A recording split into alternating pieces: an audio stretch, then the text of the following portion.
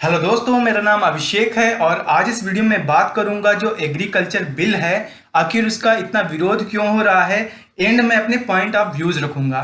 तो दोस्तों, सबसे पहले हम बात कर लें कि आखिर ये बिल में कहा क्या गया है और आखिर मेन प्रॉब्लम क्या है। तो असल में होता ये है कि अगर मान लीजिए कोई आप फार्मर है, मैं फार्मर हूँ, अगर मुझे अपने अनाज को, ग्रेन्स को बेचना है तो मुझे यहाँ पे जो एपीएमसीज रहती हैं, वो कमेटी जो रहती है, वहाँ पे जाके मिडिल मैन को अपना प्रोडक्ट वो सेल करना होता है।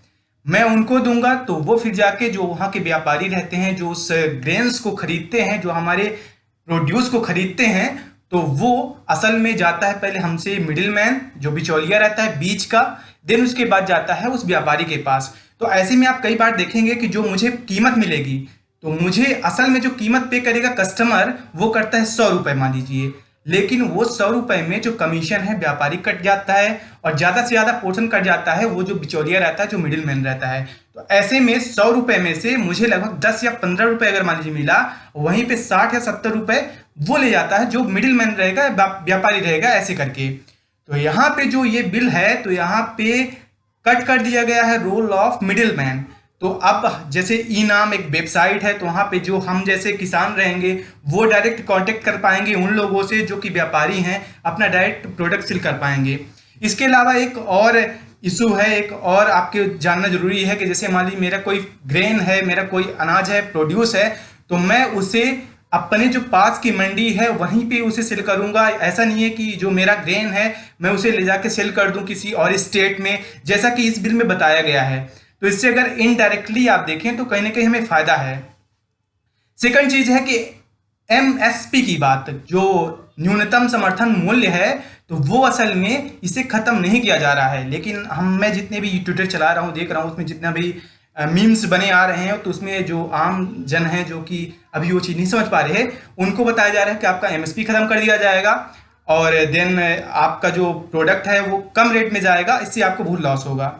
तो कहीं ना कहीं अगर आप देखें कि आपके पास दो ऑप्शन तो ऑलरेडी इसमें बचे रहेंगे। पहला तो आप एमएसपी में अगर आप डायरेक्ट जो आपका बायर है उससे अगर आप नहीं सेल कर पाते, तो आपके पास ऑप्शन रहता है कि आपको गवर्नमेंट को एमएसपी पे बेच पाएंगे।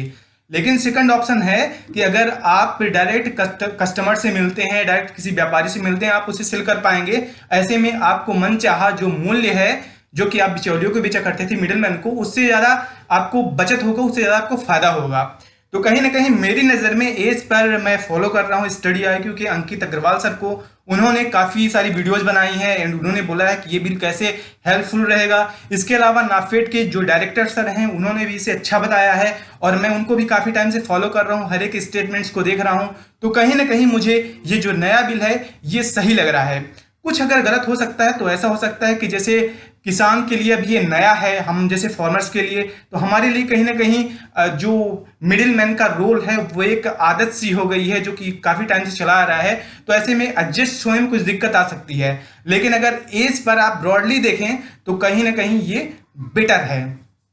इसके अलावा जिस तरह से आप पॉलिटिकल पार्टीज की बात करें, तो यहाँ पे हम किसी पॉलिटिकल पार्टी को विशेष तौर पे बात नहीं करना चाहते हैं, लेकिन अगर आप देखेंगे जैसे आप राज्यसभा का वो सेशन देख लीजिए या फिर कोई अदर सेशन, तो वहां पे आप देखेंगे कि किस तरह से वो पूरा का पूरा अपना पॉलिटिकल बातें कर रहे हैं। जो रियल में यहाँ पे बिल पे लिखा गया है उसको न पुट करते हुए वो अपनी कहीं ना कहीं पॉलिटिकल बैकग्राउंड को या फिर उसे और इनहेंस करने की कोशिश कर रहे हैं। तो दोस्तों, आप क्या सोचते हैं इस बिल के बारे में? मैं तो अभी इसे इसका जो ब्रॉडली सेक्शन है मैं इसे सपोर्ट कर रहा हूं एंड इसका क्या परिणाम होता है ये तो बाद में पता चलेगा। लेकिन आप सपोर्ट करते नहीं करते, या फिर आपको इस बिल में क्या अच्छाइयां और बुराई नजर आ रही हैं, आप कमेंट बॉक्स में कमेंट करिए। Thanks lot guys.